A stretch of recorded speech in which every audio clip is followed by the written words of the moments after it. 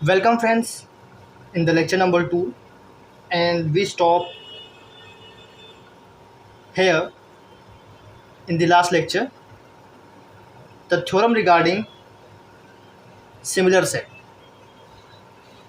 तो हम equivalent set, similar set पढ़ रहे थे और आखिरी लेक्चर जो पहला लेक्चर था रियल एनालिसिस का, वहाँ पे हम लोगों ने सिमिलर सेट की डेफिनेशंस, उसका एक एग्जांपल हमने देखा और फिर हमने ये थ्योरम लिखवाई कि अगर तीन सेट्स हमारे पास गिवन हैं तो सेट ए के ही सिमिलर यानी अपने आप के ही सिमिलर होगा। सेट ए और सेट बी सिमिलर हैं तो सेट बी सेट ए के सिमिलर हो जाएगा, ठीक है, सिमेट्रिक।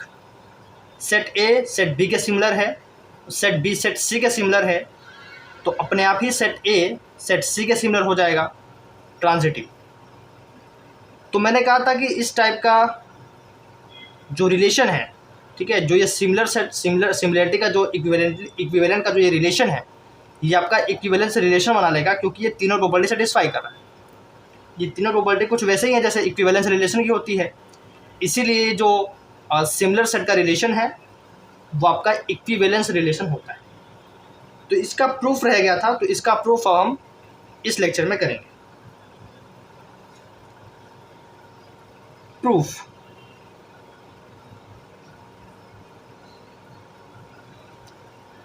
तो सबसे पहले हम प्रूफ करेंगे कि सेट ए के सिमिलर होता है, ठीक है। सेट ए के सिमिलर होता है तो मुझे बताएंगे आप कि इसका मतलब क्या है।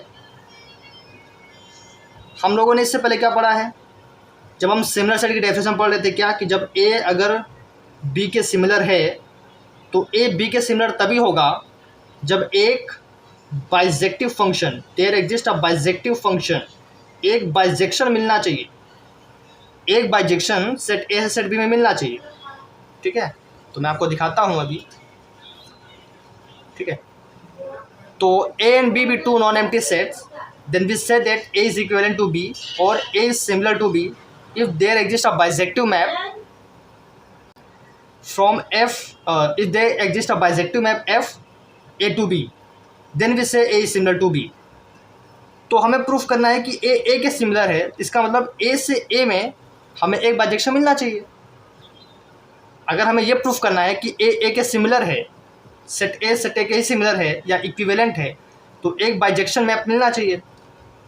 तो हमें बस यही दिखाना है कि एक ऐसा बाइजेक्शन मैप एग्जिस्ट करेगा, और अगर हम दिखा देंगे कि एक ऐसा बाइजेक्शन मैप एग्जिस्ट करेगा तो ए सेट के सिमिलर हो जाएगा, ठीक है। तो हम दिखाते हैं। तो जो हमें मैप मिलेगा, यानी जो बाइजेक्शन मैप हमें मिलेगा सेट ए से सेट ए में, वो मिलेगा आइडेंटिटी मैप। तो वो मिलेगा हमें आइडेंटिटी मैप ए टू ए, और इस आइडेंटिटी मैप को मैं डिफाइन कर सकता हूँ। आइडेंटिटी मैप तो आप आसानी से डिफाइन कर सकते हैं कि किसी भी एलिमेंट की मैच वही एलिमेंट दे देता है, आइडेंटिटी मैप यही होता है। तो आई सच दैट ए टू ए एक ऐसा मैप एग्जिस्ट करेगा डिफाइंड बाई कि एक्स एलिमेंट अगर मैं एच ले रहा हूँ तो उसका जो इमेज आएगा वो एक्स ही आ जाएगा, that is identity map. So this is identity map. इसे क्या बोलते हैं, इसे बोलते हैं आइडेंटिटी मैप। Identity map. और इस टाइप का जो मैप होता है ये बाइजेक्टिव मैप होता है। I is a bijection. अब चूंकि ये गिवन मैप बाइजेक्शन है, बाइजेक्टिव मैप है, इसीलिए ए से ए में हमें एक बाइजेक्टिव मैप मिल गया है, आइडेंटिटी मैप, देयरफॉर ए के सिमिलर हो जाए। तो किसी भी सेट को, अगर आपको किन्हीं भी दो सेट को सिमिलर दिखाना है, इक्विवेलेंट दिखाना है, तो कुछ करना नहीं है, आपको एक बाइजेक्टिव मैप ही फाइंड आउट करना है। आपको एक बाइजेक्टिव मैप एग्जिस्ट करा देना है। यहाँ पे आई आइडेंटिटी मैप एग्जिस्ट कर रहा है, दैट्स वाई ए के सिमिलर है। सेकंड क्या है, अगर ए बी के सिमिलर है तो बी ए के सिमिलर होगा, ये हमें प्रूफ करना है। तो सेकंड पे आते हैं। अगर ए बी के सिमिलर है, ये तो गिवन है कि ए बी के सिमिलर है, हमें प्रूफ करना है कि बी ए के सिमिलर है। तो दिस इज गिवन, तो अगर कोई सेट दूसरे सेट के सिमिलर है तो एक बाइजेक्टिव मैप एग्जिस्ट करना चाहिए। तो this is implies that there exist a bijection और bijective map F such that A to B, एक बाइजेक्टिव मैप एग्जिस्ट करेगा। मान लेते हैं कि एफ हमारा क्या है, बाइजेक्टिव मैप। तो अगर हमारे पास एक एफ मैप जो कि बाइजेक्टिव मैप है ए से बी में, तो इसका इन्वर्स क्या होगा, इसका इन्वर्स होगा बी टू ए। और अगर एफ बाइजेक्टिव है तो एफ इन्वर्स भी क्या हो जाएगा, बाइजेक्टिव। ये तो बाइजेक्टिव फंक्शन में आपने पढ़ा होगा प्रॉपर्टीज कि एफ बाइजेक्टिव है तो उसका इन्वर्स भी क्या हो जाएगा, बाइजेक्टिव हो जाएगा। और अब हमें एक ये वाला मैप मिल चुका है जो कि बी से ए में है, और बी से ए में है तो बाइजेक्टिव है। अभी तक हमारे पास ये वाला मैप था एफ जो कि ए से बी में था, बाइजेक्टिव था, तो ए बी के सिमिलर था। अब हमारे पास ये वाला मैप है एफ इनवर्स जो कि बी से ए में है, जो कि बाइजेक्टिव है, तो इसका मतलब बी ए के सिमिलर हो जाएगा। तो दिस इज इम्प्लाइज दैट कि B is similar to A.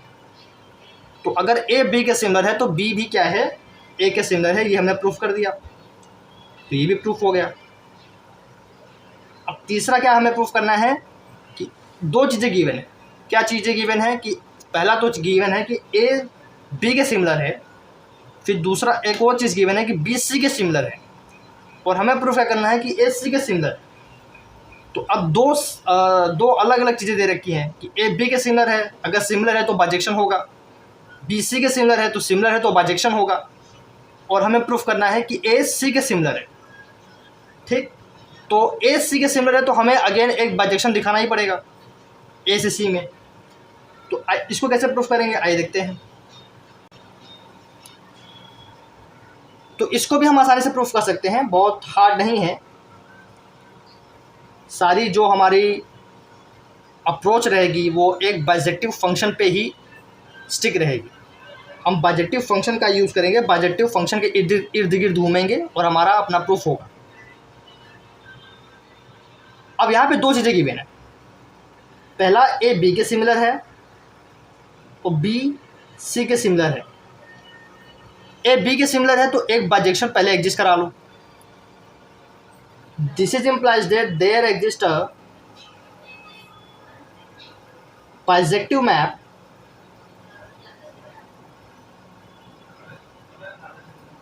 F such that A to B. मान लेते हैं कि एफ यहाँ पे बाइजेक्शन है, ठीक है, एफ हमारे पास क्या है, बाइजेक्शन है। बी सी के सिमिलर है तो इसका अगेन इसका मतलब फिर से अगर भाई दो सेट सिमिलर है तो बाइजेक्टिव मैप एग्जिस्ट करेगा उनके बीच में। ये तो डेफिनेशन ही है, हम यहाँ पे डेफिनेशन यूज़ कर रहे हैं।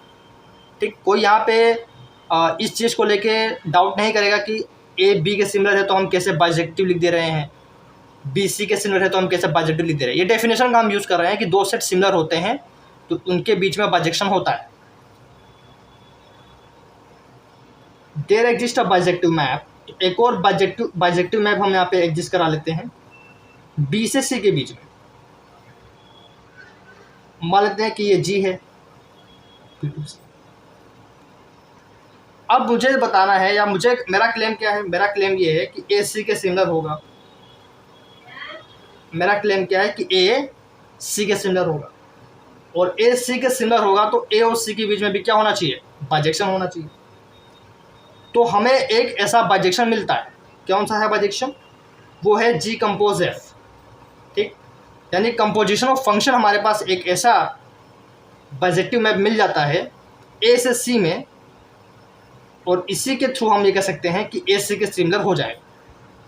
तो जी कंपोज एफ हमारे पास एक ऐसा मैप मिल जाता है ए टू सी जो कि बाइजेक्शन होता है।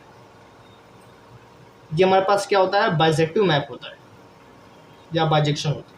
ठीक, तो ये हमारे पास एक बाइजेक्टिव मैप होता है। और देखो जी आपका ऑलरेडी बाइजेक्टिव है, एफ आपका ऑलरेडी बाइजेक्टिव है, तो कंपोजिशन ऑफ मैप्स क्या होगा, वो भी बाइजेक्टिव हो जाएगा क्योंकि दोनों ही बाइजेक्टिव हैं। तो जी भी बाइजेक्टिव है, एफ भी बाइजेक्टिव है, तो दोनों का जो कंपोजिशन होगा वो भी बाइजेक्टिव मैप होगा। इसलिए जी कंपोज एफ ए से सी में क्या है, बाइजेक्टिव मैप। ठीक है, तो इससे क्या पता चला कि ए सी के सिमिलर हो जाएगा। तो यही तो हमें प्रूफ करना था। दस या therefore similar set relation is an equivalence relation.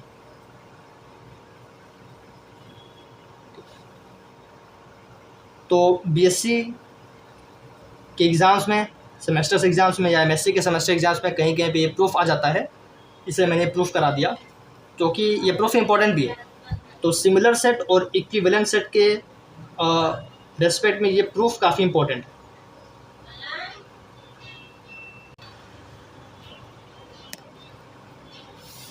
ठीक है, अब हम आगे बढ़ते हैं और हमारा आज का जो सबसे इम्पोर्टेंट टॉपिक है वो है स्क्रोडर बर्नस्टीन थ्योरम। ये थ्योरम बहुत इम्पोर्टेंट है और ये थ्योरम काफ़ी यूज़फुल भी है। तो हम इस थ्योरम का पहले स्टेटमेंट देखते हैं। ये थ्योरम बीएससी एमएससी में पूछी जाती है और सिर्फ स्टेटमेंट ही नहीं पूछते वो लोग, ठीक है, कॉलेज एग्जाम में प्रूफ भी आता है। तो इस थ्योरम का प्रूफ भी आता है, तो हम प्रूफ भी देखेंगे। तो स्क्रोडर बर्नस्टीन थ्योरम का आज हम स्टेटमेंट देखेंगे, प्रूफ देखेंगे, और फिर अगर टाइम बचेगा कुछ, क्योंकि लेक्चर हमें लेंदी नहीं बनाना है। लेक्चर लेंदी होता है तो थोड़ा सा बोरिंग फील होता है बच्चों को, तो हम कोशिश ये करेंगे कि 30 to 40 मिनट्स के आसपास का ही हर लेक्चर हो। 30 से 40 मिनट का लेक्चर इनफ होता है तो कवर ऑल द टॉपिक्स। ठीक है, अगर हम 30-40 मिनट का लेक्चर भी बनाते हैं तो हमारा आराम से एक लिमिटेड अमाउंट में आराम से, ठीक है, अगर हम 30-40 मिनट का लेक्चर भी बना रहे हैं तो आई थिंक 50-55 लेक्चर में पूरी रियल एनालिसिस कंप्लीट कराई जा सकती है। ठीक है, कोई बहुत बड़ा टास्क नहीं है कि रियल एनालिसिस नहीं हो पाएगा अगर हम 30 मिनट का लेक्चर बनाएं। आप 30 मिनट का लेक्चर भी बनाएंगे, ठीक है, हम 30 मिनट का लेक्चर भी करेंगे साथ में, तो हमारा आराम से 50 से 55 लेक्चर में रियल एनालिसिस पूरी की पूरी कंप्लीट हो जाएगी। ठीक, चाहे वो रियल एनालिसिस आपका बीएससी का पार्ट हो, चाहे वो अपर यानी और हायर मैथमेटिक्स का पार्ट हो, चाहे वो एमएससी में ही आता हो। कुछ पार्ट एमएससी में है, कुछ पार्ट बीएससी में है, दोनों को मिला के भी 50, 55, 60 लेक्चर लगेंगे, इससे ज़्यादा नहीं लगेंगे। ठीक है, अब क्वेश्चंस करवाने बैठेंगे तो फिर बहुत लेंदी जाएगा। मैं कॉन्सेप्ट, कुछ एग्जांपल्स, कुछ इंपॉर्टेंट क्वेश्चंस, कुछ हद तक पीवाईक्यू क्वेश्चन, इन सबको मिला के एक रफ आइडिया दे रहा हूँ कि 55-60 लेक्चर्स लगेंगे। ठीक है, एकदम डिटेल में पढ़ना है, कोई बुक लगानी है तो भाई बहुत लेंदी जाएगा, क्योंकि बहुत बड़ा सिलेबस है। रिलायंसिस आप कंप्लीट करने में बैठेंगे तो अभी कंप्लीट नहीं होगा, क्योंकि क्वेश्चंस तो इनफाइनाइट है हर एक सब्जेक्ट में। That's why. तो अब हमारा इम्पोर्टेंट टॉपिक जो है वो है नेक्स्ट टॉपिक, स्क्रोडर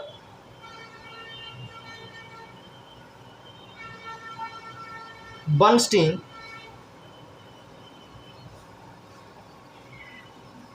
थ्योरम। इसको स्क्रोडर और बर्नस्टीन ने दिया था, that's why it is known as Schroder Bernstein theorem. सीधे स्टेटमेंट पे आते हैं, पर उससे पहले देखिए ये थ्योरम हम बाद में भी करवा सकते थे। ठीक है, मतलब पहले हम लोग अच्छे से पढ़ लेते सीक्वेंस क्या होता है, सीरीज क्या होता है, पर अब चूंकि हम स्टार्टिंग काउंटेबिलिटी से कर रहे हैं, हम सबसे पहले पढ़ेंगे काउंटेबल सेट्स, अनकाउंटेबल सेट्स। हम इसी में ट्रांसफाइनाइट नंबर्स भी पढ़ेंगे, कार्डिनल नंबर्स भी पढ़ेंगे। तो अब सब कुछ वहाँ पढ़ ही रहे हैं और सब कुछ अभी हम आगे पढ़ने ही वाले हैं कुछ ही लेक्चर्स में, तो लगे हाथ इसको भी कंप्लीट कर लें, क्योंकि ये उसी से रिलेटेड टॉपिक ही है। ये भी कार्डिनलिटी पे बात करता है, ये भी बाइजेक्शन पे बात करता है। ठीक है, इसके दो स्टेटमेंट है, एक कार्डिनलिटी को लेके है, ठीक है, मतलब एक कार्डिनलिटी ऑफ अ सेट से रिलेटेड है, और एक है बाइजेक्शन से। तो इसका पहले तो स्टेटमेंट देखो कहता क्या है, आपको बहुत आसान लगेगा कि कितना आसान थ्योरम है ये कह रहा है कि अगर दो सेट्स हैं हमारे पास, ये कह रहा है कि अगर हमारे पास दो सेट्स हैं तो लेट ए एंड बी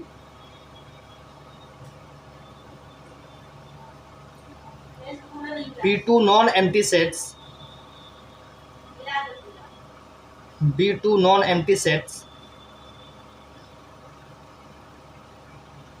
तो ये कह रहा है कि if there exist an injective map. Injective map का मतलब क्या होता है, 1-1 मैप। यानी एक वन वन फंक्शन अगर एग्जिस्ट करे, ये कह रहा है कि एक इंजेक्टिव मैप एग्जिस्ट करे, लेट्स सपोज एफ, हम उस मैप को एफ कह दे रहे हैं, ए टू बी। तो अगर एक इंजेक्टिव मैप, एक वन वन मैप एग्जिस्ट करे ए से बी में, और एक और वन वन मैप, एक और इंजेक्टिव मैप बी से ए में एग्जिस्ट करे, मतलब पहले ए से बी में एक वन वन एग्जिस्ट करना चाहिए और फिर बी से ए में भी वन वन एग्जिस्ट करना चाहिए, मतलब इधर भी और इधर भी, ए से बी में भी वन वन, बी से ए में भी वन वन। तो if there exist an injective one one map F such that A to B and G such that B to A, then अगर ये दोनों मैप्स एग्जिस्ट कर रहे हैं, दोनों ही वन वन है, एक ए से बी में है और एक बी से ए में है, देन एक पक्का, तब क्या होगा, तब ये कन्फर्म है कि एक बाइजेक्टिव मैप एग्जिस्ट ही करेगा। Then there exist a bijective map, तब एक पक्का बाइजेक्टिव मैप एग्जिस्ट करेगा, किसके बीच में, ए से बी के बीच में। Then there exist a bijective map from A to B, तब एक पक्का एक बाइजेक्टिव मैप एग्जिस्ट करेगा फ्रॉम ए टू बी। बात क्लियर हुई? मतलब ए से बी में एक वन वन दिया हुआ है, ये गिवन है कि ए से बी में वन वन है, बी से ए में वन वन मैप गिवन है, तब जाके एक बाइजेक्टिव मैप एग्जिस्ट करेगा ए से बी। ये पहला स्टेटमेंट है, ठीक। यानी एक ये स्टेटमेंट कहता है स्ट्रोडर बर्नस्टीन थ्योरम। या अगर आपके पास, या आपके बुक में ऐसा दिया होगा, किसी किसी बुक में ऐसा दिया रहता है, कैसा कि late A and B be two sets, A and B be two sets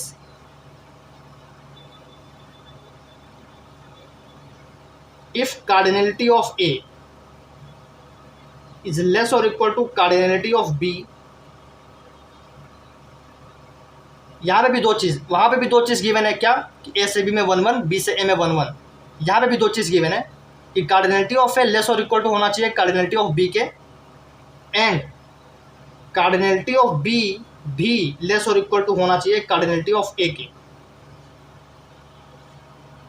ये तो वही बात हो गई कि सेट ए सेट बी का सबसेट है और सेट बी सेट ए का सबसेट है, तो ए और बी बराबर हो जाएंगे।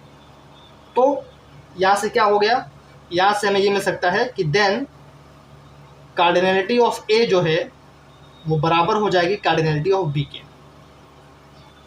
तो ये भी स्ट्रोडर बर्नस्टीन थ्योरम का ही स्टेटमेंट है। किसी किसी बुक में ऐसा दिया होगा, किसी किसी बुक में ऊपर वाला स्टेटमेंट दिया होगा, किसी किसी बुक में नीचे वाला स्टेटमेंट दिया होगा कि ए और बी दो सेट्स हैं, तो कार्डिनलिटी ऑफ ए लेस और equal to cardinality of B होगा। और क्या कार्डिनलिटी ऑफ बी लेस और equal to cardinality of A, यानी दो चीज़ें गिवन हैं, तब जाके आप बोलोगे कि कार्डिनलिटी ए की कार्डिनलिटी बी के बराबर है। कार्डिनलिटी ऑफ ए क्या होता है, कार्डिनलिटी क्या होता है बता दिया है, पहले लेक्चर में बता दिया है। कार्डिनलिटी मतलब number of element in that set, ठीक है। और अगर दोनों ही सेट में नंबर ऑफ एलिमेंट सेम है तो बाइजेक्शन मैप तो एग्जिस्ट कर ही सकता है, इसलिए there exist a bijective map, ठीक है। तो दोनों का सार लगभग वही है, मतलब अगर आपने ये प्रूफ कर दिया तो आप ये डायरेक्टली बोल सकते हो, ठीक है। तो अब हम प्रूफ करेंगे, लेकिन प्रूफ से पहले कुछ और चीज़ें फंक्शंस के रिगार्डिंग मैं लिखवाना चाहूँगा। तो पहले वो लिख लेते हैं एज अ रिमार्क, देन हम इस थ्योरम का प्रूफ करेंगे। और ये थ्योरम बहुत इंपॉर्टेंट है, तो मैं यहाँ पे लिख देता हूँ इम्पोर्टेंट, ठीक है। तो जिसके भी सेमेस्टर एग्जाम में ये टॉपिक है स्ट्रोडर बर्नस्टीन थ्योरम, आप यहाँ से पढ़ सकते हैं। तो कुछ चीज़ें पहले फंक्शंस के regarding, one one onto functions के रिगार्डिंग, बाइजेक्टिव फंक्शंस के रिगार्डिंग एज अ रिमार्क आप लोग लिख लीजिए।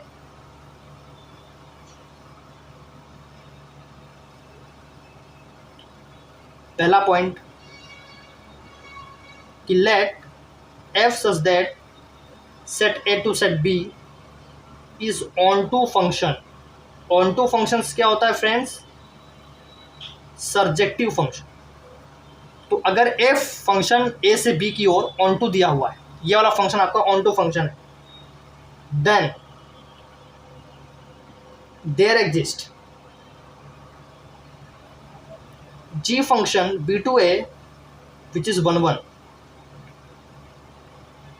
विच इज़ 1 1। बात समझ में आई? मतलब अगर ये सेट ए है, ये सेट बी है, सेट ए से सेट बी में एक ऑन टू फंक्शन दे रखा है, समझ रहे हो? ऑन टू फंक्शन दे रखा है मतलब इधर सभी एलिमेंट्स की इमेज हमें मिल रही है, प्री इमेज मिल रही है। तो सेट बी से सेट ए में क्या होगा, एक हमें 1 1 फंक्शन तो हमेशा मिलेगी, ठीक है? मतलब इधर सारे एलिमेंट्स की जो है वो यूनिक इमेज हमें मिली, एक ऐसा फंक्शन तो मिल ही जाएगा अगर फंक्शन हमारे पास ऑन टू गिवन है तो। Second point, A and B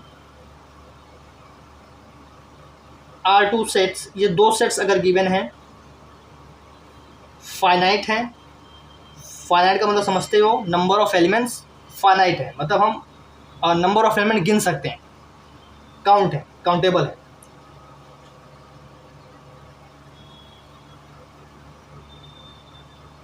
and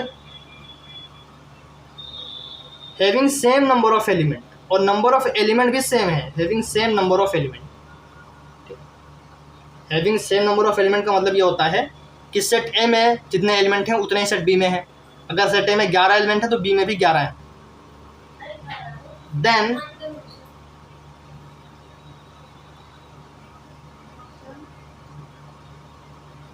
और एक चीज़ और गिवन है, एक एफ फंक्शन दिया है ए से बी में, ये सिर्फ फंक्शन दिया हुआ है, ठीक है? देन ये वाला फंक्शन 1 1 हो जाएगा if and only if F is, क्या कह रहा हूं मैं फिर से सुनो, ध्यान से सुनो।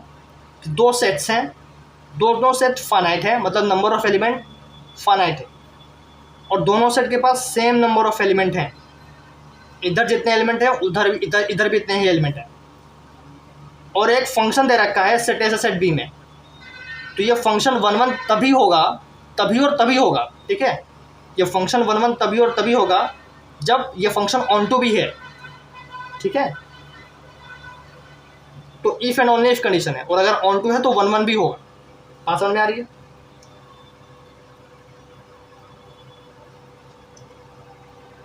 तीसरा पॉइंट कि let F is a function from A to B, again A and B are set, non empty sets. G is a function from B to C, C is another set. Then अगर ये दो functions दे रखे हैं तो अगर मैं इनका composition कर लूँ तो क्या होगा, G कंपोजिशन F बनेगा, ये A to C में होगा, ठीक है? और इसको हम डिफाइन भी कर सकते हैं। कैसे डिफाइन करोगे? G compose F over X will be equal to G of Fx, ऐसे डिफाइन करते हो आप लोग, ठीक है? तो कहने वाली बात ये है या बताने वाली बात ये है कि अगर ये वाला फंक्शन 1 1 हो जाए, जी कंपोज एफ अगर 1 1 हो जाए, यानी इंजेक्टिव हो जाए, देन अगर ये कंपोजिशन ऑफ फंक्शन 1 1 हो जाए जो कि ए से सी में है, तो एफ वाला जो फंक्शन है, एफ फंक्शन जो है ए से बी में, ये 1 1 हो जाएगा, ठीक? ये 1 1 हो जाएगा। और अगर जी कंपोज एफ ऑन टू हो जाए तो जो जी वाला फंक्शन है वो ऑन टू हो जाएगा। तो ये कुछ 3 पॉइंट्स थे जो मुझे फंक्शंस के रिगार्डिंग बताने थे, ठीक है? अब हम आते हैं अपने प्रूफ पे। प्रूफ क्या है? हमें प्रूफ करना है स्क्रोडर-बर्नस्टीन थ्योरम। आइए, proof of SB theorem. SB theorem का मतलब है स्क्रोडर-बर्नस्टीन थ्योरम। कैसे प्रूफ करेंगे आइए देखते हैं।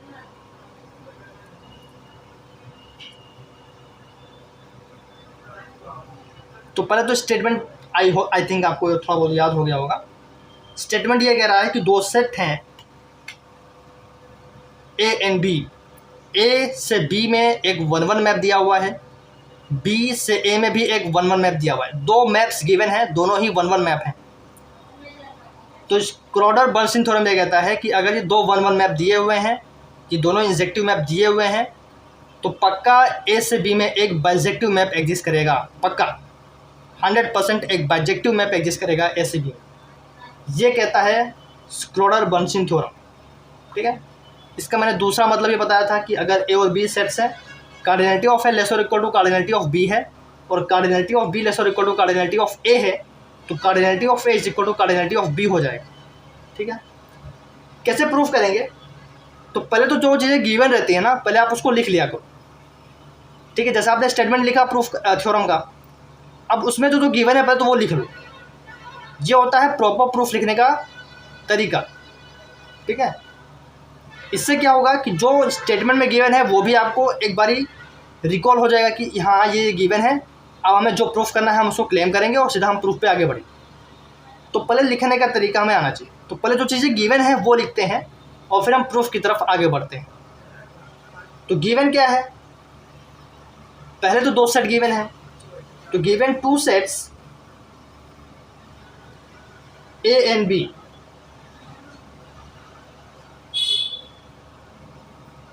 विथ, और इन दोनों सेट पे 2 चीज़ें और गिवन है, दोनों पे इंजेक्टिव मैप की कहानी गिवन है। क्या कि ए से बी में इंजेक्टिव है, बी से ए में इंजेक्टिव है। तो इसको भी लिख लेते हैं with F such that A to B 1 1 and B से ए में भी 1 1 है, इसको बोल देता हूं जी।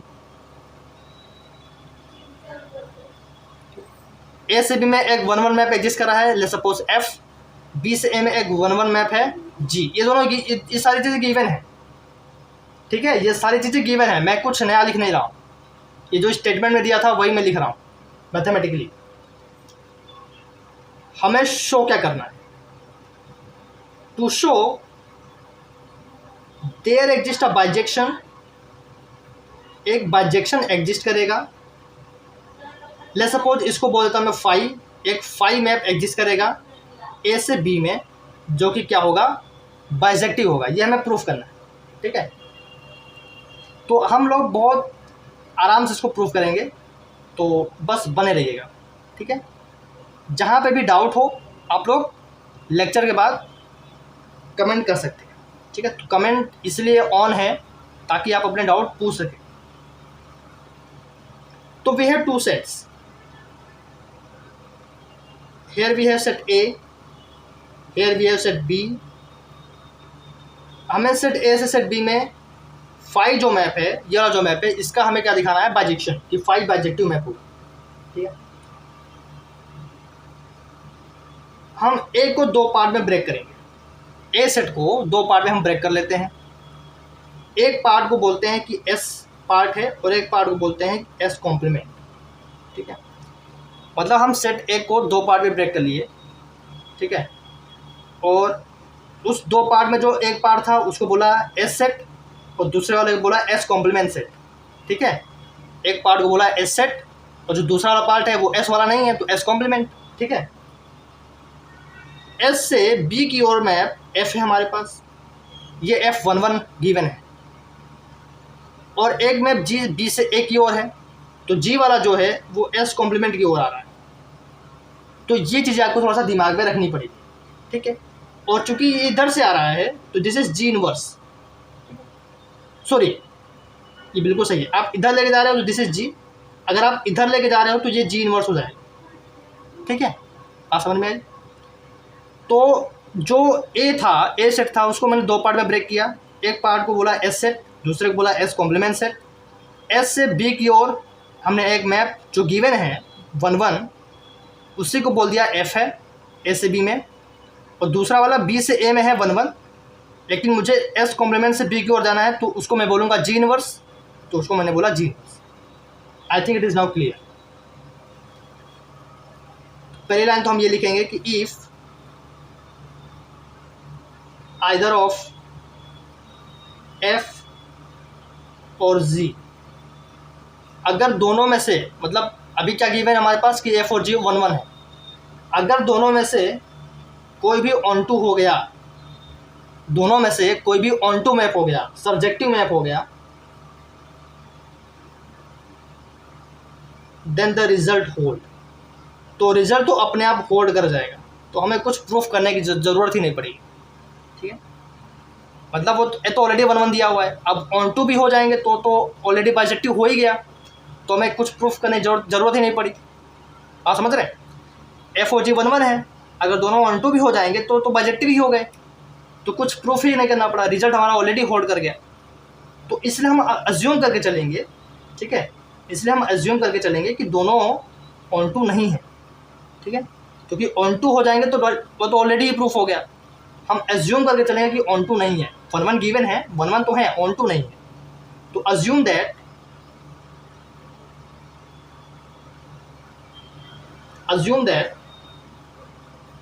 both f and g are not onto function. ये हमने अज्यूम कर लिया।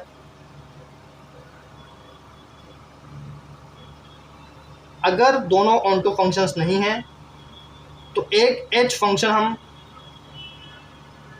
मतलब अगर दोनों ऑनटू नहीं है तो अगर हम इनका कंपोजिशन करें, जी कंपोज एफ करें, जी कंपोज एफ कहाँ से होगा, ए से ए में होगा। एफ कहाँ से है, एफ आपका ए से बी में है। जी कहाँ से है, बी से ए में है, तो जब आप जी कंपोज एफ करोगे तो ए से ए में जाएगा, ठीक है। और इसको मैं बोलता हूँ कि कोई एच फंक्शन है। जी कंपोज एफ इतना बड़ा लिखने से अच्छा है कि मैं एच बोल दूँ उसको, तो जी कंपोज एफ को मैंने बोल दिया एच। तो जो जी कंपोज एफ फंक्शन होगा वो ए से ए में होगा। एफ और जी ऑन टू नहीं है तो ये वाला फंक्शन भी क्या होगा, ऑन टू नहीं होगा, इज नॉट ऑन टू, क्योंकि हम ये एज्यूम करके चल रहे हैं कि एफ और जी ऑन टू नहीं है, is not onto map. तो एच वाला जो फंक्शन है वो भी ऑन टू मैप नहीं होगा। लेकिन एफ और जी 1 1 थे तो एच इंजेक्टिव तो हो सकता है, but H is injective, H is injective. H आपका 1 1 तो हो सकता है, 1 1 तो होगा, ऑन टू नहीं होगा, क्योंकि हम ये एज्यूम करके चल रहे हैं कि F O G onto नहीं, ठीक है। उनका जो कंपोजिशन होगा वो भी ऑन टू नहीं होगा, लेकिन एच आपका 1 1 जरूर होगा, एच आपका जो है इंजेक्टिव मैप जरूर होगा, ठीक। अब अगर एच आपका इंजेक्टिव जरूर होगा तो जी ऑफ बी ये ए का प्रॉपर सबसेट होगा। क्यों? क्योंकि जी ऑन टू नहीं है, जी इज नॉट ऑन।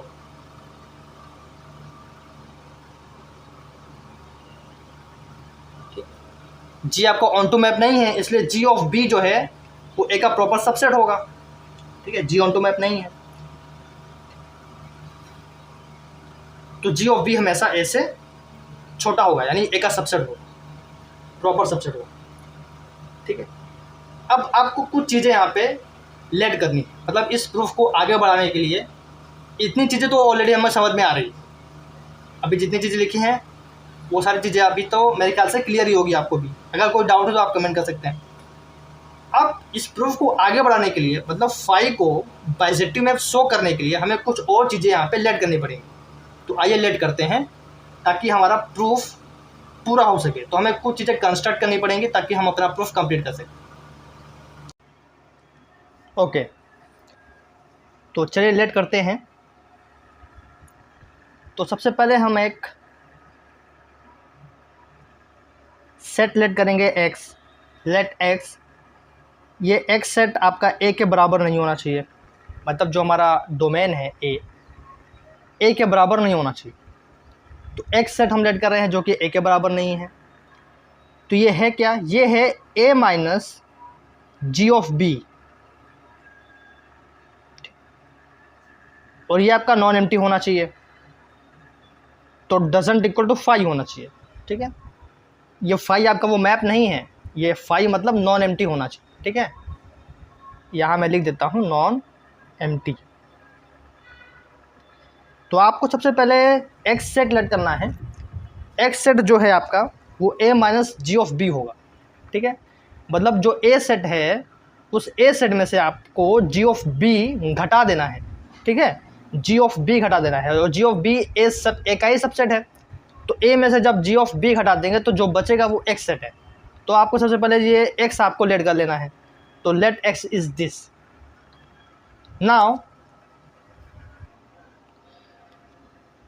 डिफाइन, अब एक और चीज़ डिफाइन करते हैं। डिफाइन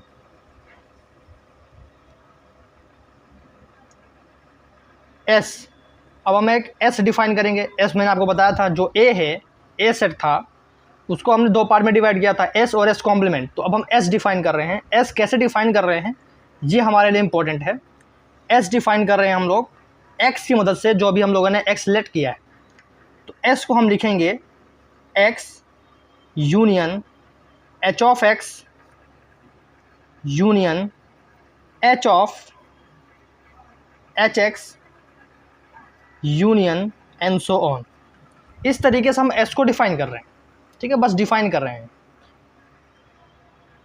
अब दिस इज इम्प्लाइज दैट दोनों साइड अगर हम लोग एच से ऑपरेट करवा दें, ठीक है, तो यहाँ पे हो जाएगा एच ऑफ एस, हम दोनों साइड एच ले रहे हैं, एच से ऑपरेट करा रहे हैं, तो एच ऑफ एस, और यहाँ पे भी एच पूरा आएगा, इस पूरे पे एच लगेगा, एच ऑपरेट होगा, तो X union H X union H of H x, ये सब एच डी ही रहेंगे, यूनियन सो ऑन, और एच यहाँ पे बाहर लग जाएगा, दोनों साइड हम एच ले रहे हैं,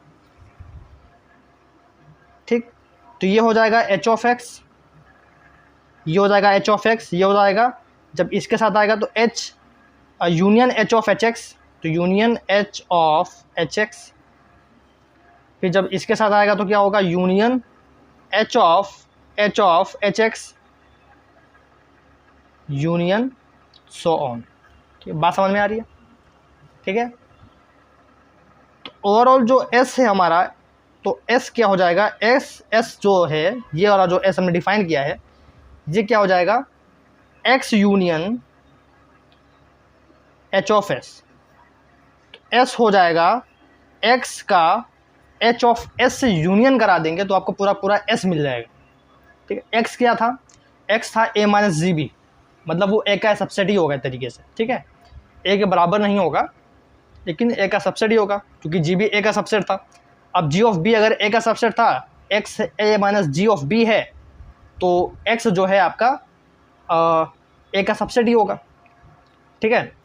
दूसरी चीज़, एक्स आपका ए का सबसेट है, तो एच ऑफ एस क्या है, एच ऑफ एस, तो एच ऑफ एस और एक्स को, ठीक है, एच ऑफ एस और एक्स को जब आप यूनियन करेंगे, दोनों को कंबाइन करेंगे, तो पूरा पूरा आपको एस मिल जाएगा। एस कौन सा, ये वाला एस, ठीक है, जो डायग्राम भूल गए हो। तो जब आप X union H of S करेंगे, एच आपका क्या है, ऑन टू मैप है, ठीक है, सॉरी, एच आपका नॉट ऑन टू मैप था, एच आपका नॉट ऑन टू मैप था, H is not onto map but H is injective, H 1 तो है और ऑन टू नहीं था, तो X union H of S करेंगे तो हमें एस मिलेगा। चलो एक चीज़ तो ये क्लियर हो गई। तो हमारा जो है सेट एस डिफाइन हो गया, x union H of S, इस तरीके से हम एस को डिफाइन करेंगे, ठीक है। बस हमने ऐसा लेट किया है, डिफाइन किया है, ठीक है। अब हमें करना क्या है, हमें फाई मैप को बाइजेक्टिव दिखाना है। तो अब फाई की बात कर लेते हैं थोड़ा। तो नाउ अब हमें फाई को बाइजेक्टिव दिखाना है, तो पहले हम फाई डिफाइन तो कर लें। फाई को बाइजेक्टिव दिखाना है मतलब ए से बी में बाइजेक्शन दिखाना है। तो डिफाइन हमें फाई जो कि ए से बी में होगा, तो इसको थोड़ा सा हम पहले डिफाइन करेंगे, तो प्रॉपर डिफाइन करेंगे, फिर हम दिखाएंगे कि वो जो हमने फाई डिफाइन किया है वो वाकई में बाइजेक्शन है, वो वाकई में बाइजेक्टिव मैप है, मतलब वो फाई 1 भी है, ऑन टू भी है, ठीक है। तो फाई को हम इस तरीके से डिफाइन कर रहे हैं, किस तरीके से, कि फाई ऑफ एक्स ये इसके बराबर होगा, किसके बराबर, एफ एक्स के बराबर होगा। एफ एक्स कब दे रहा है, ये जब एक्स आपका एस में बिलोंग कर रहा है, ठीक। एक को हमने दो पार्ट में किया था, एक्स आपका ए सेट से आएगा, क्योंकि डोमेन तो आपका ए है। ए को हमने दो पार्ट में डिवाइड किया है, एस और एस कॉम्प्लीमेंट में। तो जब एलिमेंट एस से आ रहा है तो एफ एक्स इमेज दे रहा है, और जब एलिमेंट एक्स एस कॉम्प्लीमेंट से आ रहा है तो जी इनवर्स एक्स दे रहा है, ठीक है। जब आपका एलिमेंट जो है सेट ए के एस पार्ट से आ रहा है तो इमेज जो आएगी वो एफ एक्स आएगी फाई के अंदर, और जब आपका एलिमेंट एस कॉम्प्लीमेंट से आ रहा है तो जो इमेज आएगी फाई के अंदर वो क्या आएगी, जी इनवर्स एक्स आएगी। ये ऑलरेडी डायग्राम में दिख रहा है, ठीक। तो तीन सवाल उठेंगे। पहला कि जिस तरीके से हमने ये फाई को डिफाइन किया है, क्या ये वेल डिफाइंड मैप है, पहला सवाल। क्या ये वेल डिफाइंड मैप है। जब हम ये दिखा देंगे कि ये वेल डिफाइंड मैप है तो क्या ये फाइव 1 1 है, क्या ये 5 on 2 है? ठीक, तो ये तीनों चीज़ें दिखाने के बाद हम ये कह पाएंगे कि हाँ 5 बाइजेक्टिव है। तो अगर हमने तीनों चीज़ें दिखा दी, तीनों जो चीज़ें हैं हमने शो कर दी, तो 5 बाइजेक्टिव हो जाएगा। ठीक, लेकिन ये भी हमें शो करना पड़ेगा कि जिस तरीके से हमने 5 को डिफाइन किया, ये 5 वेल डिफाइन है। तो पहला क्लेम तो यही आ जाएगा कि 5 वेल डिफाइन है कि नहीं। तो हम क्लेम करेंगे कि 5 इज़ वेल डिफाइन। तो हम ये क्लेम कर लेते हैं, हम ये मानते हैं कि 5 हमारा वेल डिफाइन है। तो हम इसे शो करेंगे कि कैसे वेल डिफाइन। वेल डिफाइन का मतलब ये है कि जब x आपका s से आ रहा है तो fx दे रहा है 5 के अंदर, और जब x एलिमेंट आपका s कॉम्प्लीमेंट से आ रहा है तो 5 मैप के अंदर वो g इनवर्स x दे रहा है। तो बस हमें यही लिखना है। तो अगर x आपका a में है, x आपका a में ही आ रहा है क्योंकि s और s कॉम्प्लीमेंट a का ही पार्ट है। तो अगर x आपका a से आ रहा है, इसका मतलब या तो x आपका s से आ रहा होगा या तो s कॉम्प्लीमेंट से आ रहा होगा, या तो x आपका s से आ रहा होगा या तो s कॉम्प्लीमेंट से आ रहा होगा। अगर आपका x a में है तो ठीक है, x आपका a में होगा क्योंकि डोमेन तो हमारा a ही है। a को ही 2 पार्ट में बांटा था हमने, s और s कॉम्प्लीमेंट, अपने प्रूफ के लिए। ठीक, तो अगर x आपका s से आ रहा है, ठीक, पहले हम ये वाला लेते हैं। अगर x आपका s से आ रहा है तो fx आपका वेल डिफाइंड है, then fx is well defined. कैसे? For every x belongings to a। कैसे वेल डिफाइंड है, आओ देखते हैं।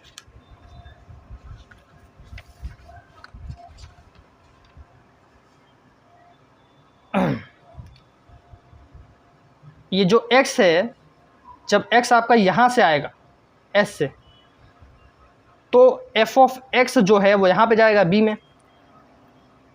तो f आपका 1 1 है, तो ये मैप तो डिफाइन है। तो इसका मतलब जब आप x s में ले रहे हैं तो जो fx मिल रहा है वो प्रॉपर्ली वेल डिफाइन मिल रहा है क्योंकि f 1 1 गिवन है।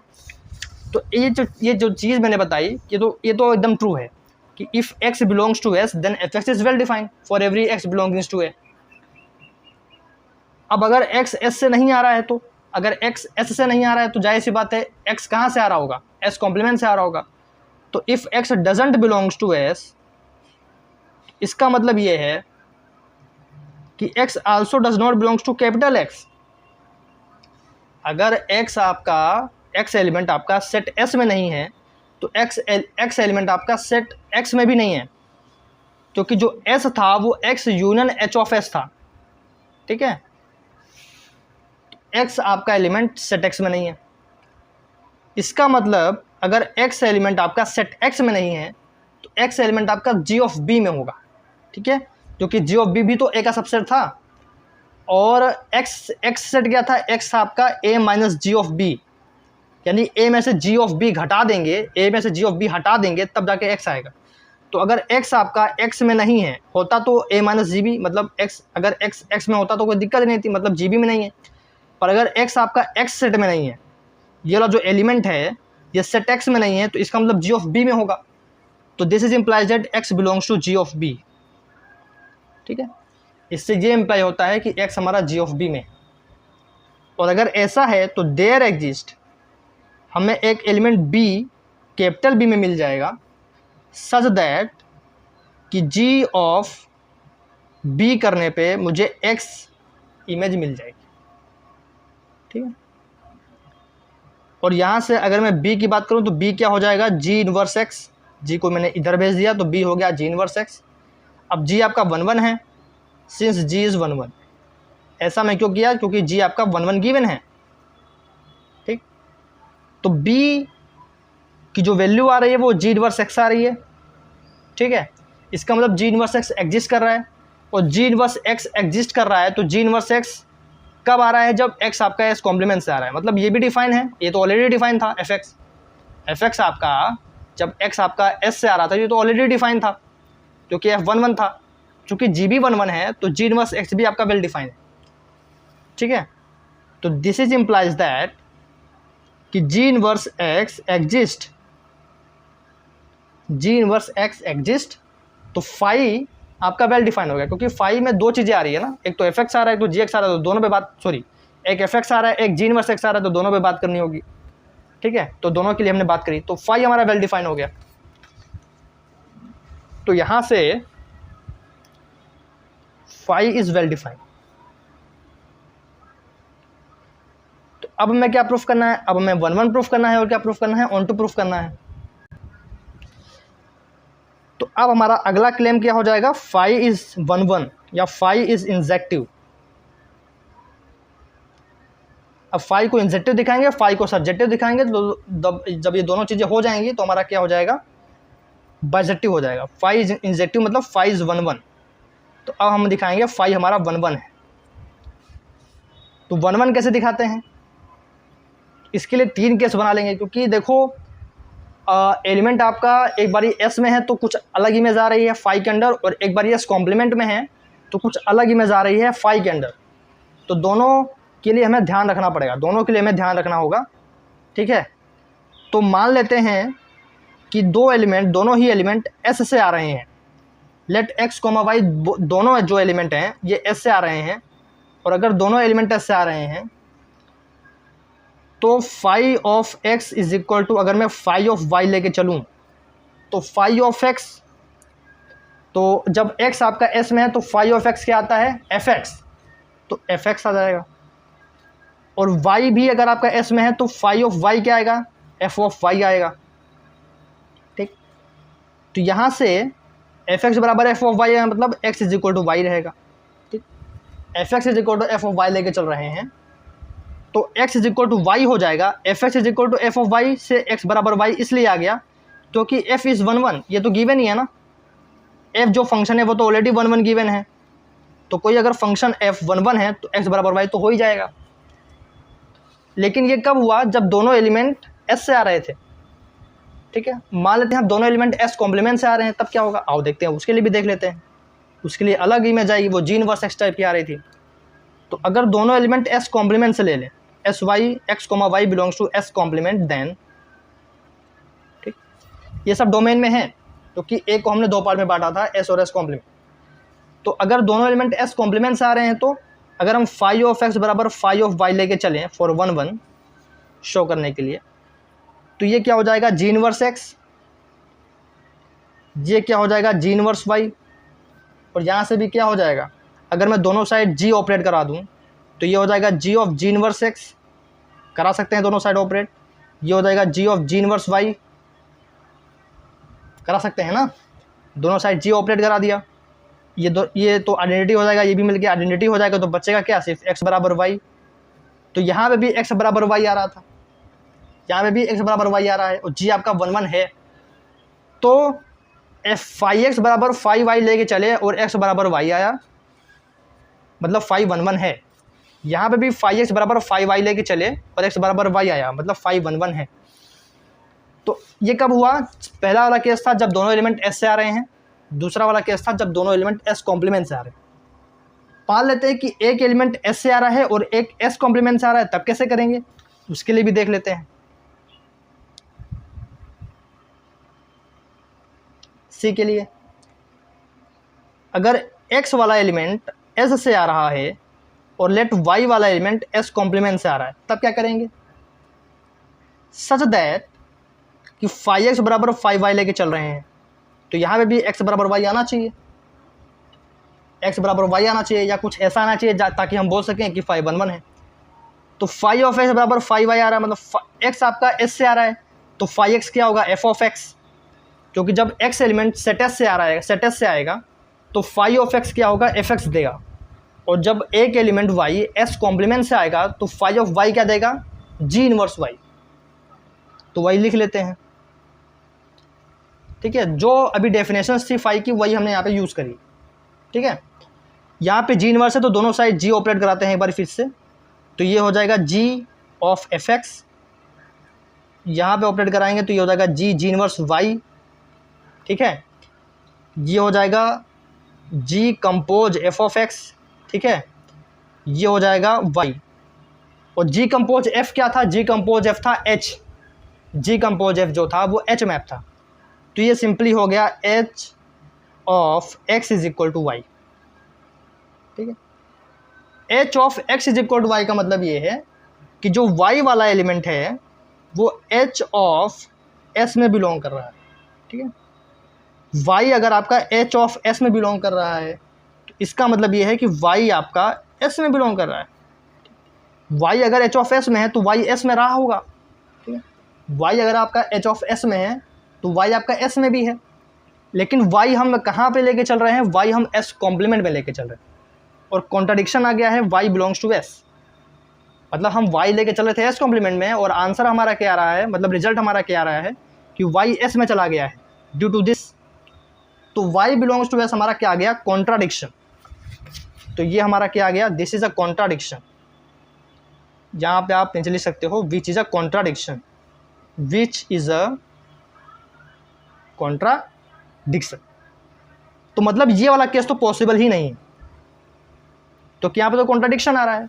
तो सिर्फ यही दो केस पॉसिबल है कि जब दोनों एलिमेंट्स ऐसे होंगे और जब दोनों एलिमेंट एस कॉम्प्लीमेंट्स होंगे।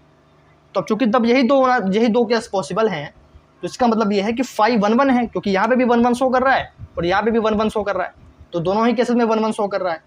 ठीक है, तो हम यहाँ से क्या बोल सकते हैं कि फाई 1 1 है। 1 मिनट, कॉपी यहाँ पे भर चुकी है, ख़त्म हो चुकी है, तो एक नई कॉपी मुझे लेने दीजिए, और तब तक आप थोड़ा सा वेट करिए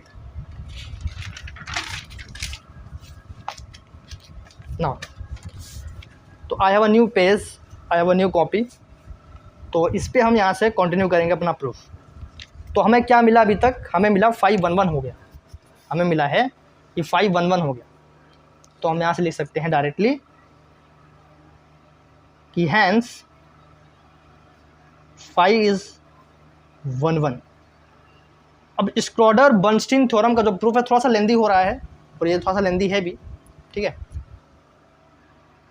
फॉर ऑल पॉसिबल केसेस, जो भी पॉसिबल केसेस थे स्टार्टिंग के 2, उन सभी केसेस के लिए 5 1 1 हो रहा है। इसका मतलब 5 इंजेक्टिव है।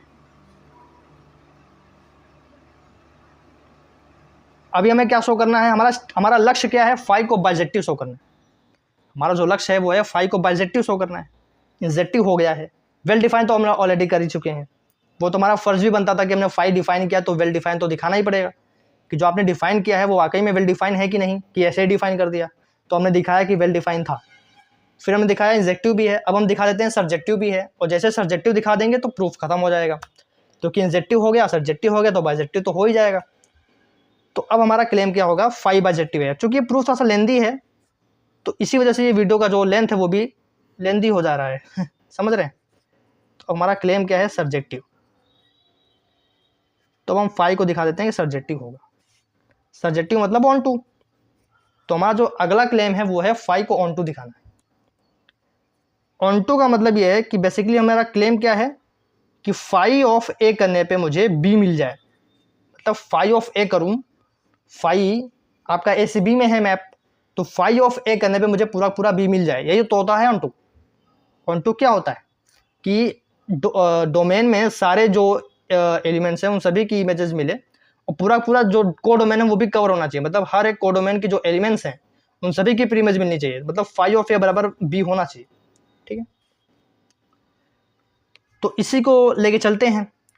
तो 5 ऑफ ए, 5 ऑफ ए का ए क्या है बताइए, ए क्या है। ए को मैंने 2 पार्ट में ब्रेक किया था, एस और एस कॉम्प्लीमेंट। तो ए को अगर मैंने 2 पार्ट में ब्रेक किया था, एस और एस कॉम्प्लीमेंट, तो ए को मैं लिख सकता हूं एस यूनियन एस कॉम्प्लीमेंट। ठीक है, 5 एज इट इज रहने दिया, ए की जगह मैंने लिख दिया एस यूनियन एस कॉम्प्लीमेंट। इसके बाद मैंने इसको 5 ऑफ एस कर दिया, यूनियन 5 ऑफ एस कॉम्प्लीमेंट कर दिया। ठीक है, ठीक है। अगर एलिमेंट आपका मतलब 5 ऑफ एस कब आएगा, जब एफ ऑफ एस होगा। ठीक है, 5 ऑफ एस हो रहा है मतलब एफ ऑफ एस यूनियन, और 5 ऑफ एस कॉम्प्लीमेंट हो रहा है मतलब 5 एस कॉम्प्लीमेंट के अंदर क्या इमेज देगा, जी इनवर्स। ठीक है, तो G inverse S complement. I think यहां तक तो अभी तक सिर्फ डेफिनेशन लगाया। ए को मैंने 2 पार्ट में ब्रेक किया, एस यूनियन एस कॉम्प्लीमेंट। ठीक है, क्योंकि एस और एस कॉम्प्लीमेंट का यूनियन था, उसके बाद ब्रेक किया, फिर एस के अंडर में फाई ऑफ एस क्या होगा, एस कॉम्प्लीमेंट के अंडर में फाई ऑफ एस कॉम्प्लीमेंट क्या होगा। अभी सब कुछ डेफिनेशन लगा रहे हैं जो हमने फाई डिफाइन किया था। यहाँ से एफ ऑफ एस को एफ ऑफ एस रहने दिया, इस जी इनवर्स एच कॉम्प्लीमेंट को मैं लिख देता हूँ एफ ऑफ एस का होल कॉम्प्लीमेंट। ठीक है, ठीक, एफ ऑफ एस को मैंने एफ ऑफ एस रहने दिया, इस पूरे टर्म को मैंने लिख दिया कि जो जी इनवर्स एस कॉम्प्लीमेंट होगा वो एफ ऑफ एस का होल कॉम्प्लीमेंट होगा। ठीक, और इन दोनों का जो यूनियन होगा वही आपका बी होगा, तो फाई ऑफ ए क्या हो गया, बी के बराबर आ गया। ठीक है, चलो ये तो समझ में आ रहा है कि F of S union F of S का होल कॉम्प्लीमेंट करेंगे तो पूरा पूरा बी कवर हो जाएगा, क्योंकि ए क्या है, एस यूनियन एस कॉम्प्लीमेंट है, तो F of S union F of S complement क्या आएगा, पूरा पूरा बी आ जाएगा, that is phi of A के बराबर आ जाएगा। लेकिन मुद्दा ये है कि यहाँ से आपने ऐसे कैसे लिख दिया, इसका मतलब हमें ये शो करना पड़ेगा कि जो जी इनवर्स एस का कॉम्प्लीमेंट है वो एफ ऑफ एस के होल कॉम्प्लीमेंट के बराबर होता है। चलो इसको शो करते हैं, तो हमें थोड़ा सा और एक्स्ट्रा काम करना पड़ेगा, और जैसे ही हम ये काम कर देते हैं तो हमारा प्रूफ खत्म हो जाता है। तो we have to show that, अब हमें बेसिकली ये शो करना है कि ये इसके बराबर है, क्योंकि आपने इसके जगह ये लिखा है तो ये दोनों बराबर होने चाहिए। तो हमें ये शो करना है कि जो एफ ऑफ एस का होल कॉम्प्लीमेंट आप कह रहे हैं ये आपका जी इनवर्स एस कॉम्प्लीमेंट के बराबर है। ठीक है, कैसे शो करेंगे, तो हम इसमें एक एलिमेंट लेके चलेंगे और दिखा देंगे कि वो वाला एलिमेंट इसमें भी है। ठीक है, हम इसमें एक एलिमेंट लेके चलेंगे और दिखा देंगे कि वो वाला एलिमेंट इसमें भी है, इसका मतलब दोनों बराबर है। ठीक, अगर आप इसमें मतलब किसी सेट में आप एक एलिमेंट लेके चल रहे हो और आप दिखा देते हो कि वो उसमें भी है, इसका मतलब बराबर है, और अगर आप उनको बराबर लेके चल रहे हैं इसलिए, तो हम एक एलिमेंट इसमें ले लेते हैं y, y हमने ले लिया f ऑफ s का होल कॉम्प्लीमेंट में। ठीक, तो ये तो तभी हो सकता है इफ एंड ओनली इफ की कंडीशन है, y belongings to f of s का जो होल कॉम्प्लीमेंट है, मतलब y इसमें तभी होगा, ये y जो है f ऑफ s के होल कॉम्प्लीमेंट में है, इसका मतलब y f ऑफ s में नहीं हो सकता। समझ रहे हो, बात समझ रहे हो ना, y अगर f ऑफ s के कॉम्प्लीमेंट में है तो y आपका f ऑफ s में नहीं होगा, if and only if y doesn't belongs to f of s। बात समझ में आई? ठीक है, y आपका f ऑफ s के कॉम्प्लीमेंट में है, इसका मतलब y आपका f ऑफ s में नहीं है। इफ एंड ओनली इफ, इसको हम इस तरीके से भी लिख सकते हैं कि g ऑफ y कर दें, दोनों साइड हम लोग g लगा रहे हैं। ठीक है, दोनों साइड हम लोग g कंपोज कर रहे हैं। ठीक है, दोनों साइड हम लोग g से ऑपरेट करा रहे हैं, तो ये g ऑफ y हो गया। तो g of y doesn't belongs to, अगर हम यहाँ पे भी g कंपोज कराएंगे तो ये g कंपोज f हो जाएगा। g कंपोज f हमने क्या डिफाइन किया है, h के बराबर होगा, तो बेसिकली ये h ऑफ s आएगा। तो g of y doesn't belongs to h of s। ठीक है, इफ एंड ओनली इफ, और क्या लिख सकते हैं इसको, इसको लिख सकते हैं इसके बराबर कि g of y doesn't belongs to s is equal to x union h of s। ठीक, ये वाला h ऑफ s में नहीं है तो ये वाला s में भी नहीं होगा, और s क्या है, x union h of s के बराबर है। ठीक है, s क्या है, कैपिटल S क्या है, x union h of s के बराबर है। If and only if g of y, अब g ऑफ y s में नहीं है तो क्या g ऑफ y को मैं ऐसे लिख सकता हूं कि g ऑफ y अगर s में नहीं है तो s कॉम्प्लीमेंट में होगा। समझ रहे हो ना बात, अगर g ऑफ y s में नहीं है तो g of y s complement में होगा। अगर कोई एलिमेंट आपका सेट s में नहीं है तो उससे कॉम्प्लीमेंट में तो होगा ही होगा, तो g of y set s में नहीं है तो s कॉम्प्लीमेंट में होगा।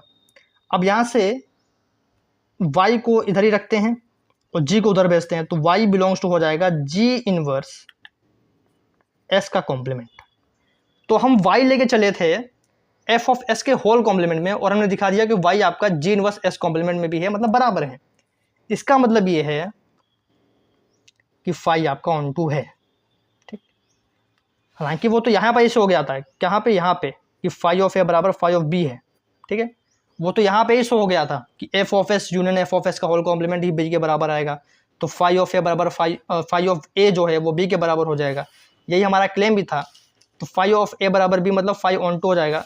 लेकिन मुझे ये तो बताना ही था कि ये कैसे आ रहा है। अगर मैं ये डायरेक्टली ये लिख देता और कहता कि फाई ऑन टू है, तो आपको ये कैसे फील होता कि हाँ जो ये जो है वो इसके बराबर है। इसके लिए हमने क्या किया कि यहाँ पे एक एलिमेंट लिया y और उसको भी दिखा दिया कि इसमें है, इसका मतलब दोनों ही क्या है, बराबर हैं। ठीक है, दोनों क्या है, बराबर हैं। y इसमें भी है, y इसमें भी है। y इसमें हम लेके चले थे और हमने इसमें भी दिखा दिया कि y जो है इसमें भी बिलोंग करेगा। इसका मतलब फाई आपका ऑन टू मैप है। फाई इंजेक्टिव था, फाई ऑन टू दिखा दिया, तो यहाँ से क्या हुआ, यहाँ से हमें यह पता चला कि फाई हमारा क्या है, बाइजेक्टिव है। ठीक है, फाई हमारा क्या है, बाइजेक्टिव है। और इस तरीके से हमारा ये प्रूफ क्या हो गया, खत्म हो गया, हेंस प्रूव्ड। तो कहने का मतलब ये है कि स्क्रोडर बर्नस्टीन थ्योरम ये कहता है कि दो सेट आपके पास दिए हुए हैं, उन दोनों सेट में आपस में 1-1 मैप है। मतलब ए सेट से बी सेट में 1-1 मैप गिवन है और बी सेट से ए सेट में 1-1 मैप गिवन है। तो आपको एक बाइजेक्टिव मैप तो जरूर मिलेगा जो कि ए सेट से बी सेट में होगा। ये स्क्रोडर बर्नस्टीन थ्योरम की खासियत है। तो आप इसको याद कर लीजिए। थ्योरम स्टेटमेंट तो बहुत आसान है कि ए से बी में 1-1 है, बी से ए में 1-1 है, तो ए से बी में बाइजेक्टिव होगा। ठीक, प्रूफ थोड़ा लेंदी है, बट जैसे सेमेस्टर एग्जाम्स होते हैं तो प्रूफ आता है। अब प्रूफ नहीं लिखोगे तो नंबर कैसे मिलेगा, मार्क्स कैसे मिलेंगे, तो प्रूफ तो लिखना पड़ेगा। तो 2-3 बार प्रैक्टिस कर लेंगे तो प्रूफ भी ईजी है, बहुत हार्ड नहीं है। तो 2-3 बार प्रैक्टिस करनी पड़ेगी, बस यही है। तो मिलते हैं अब नेक्स्ट लेक्चर में, जहाँ पे हम बात करेंगे कार्डिनल नंबर्स। तो अब हमारा जो अगला टॉपिक है कार्डिनल नंबर्स। तो अब हम काउंटेबल सेट्स की तरफ बढ़ रहे हैं धीरे धीरे। कार्डिनल नंबर स्टार्ट करेंगे। अब आज चूंकि नहीं स्टार्ट करेंगे क्योंकि लेक्चर काफ़ी लेंदी हो गया है, 1 आवर के ऊपर जा चुके हैं हम लोग। ठीक है, तो अब हम यहीं पे लेक्चर एंड करते हैं और अब हम पढ़ते हैं नेक्स्ट लेक्चर में, दैट इज कार्डिनल नंबर। तो नेक्स्ट लेक्चर में शुरू होगा कार्डिनल नंबर। तो तब तक ये पढ़ते रहिए। All the best.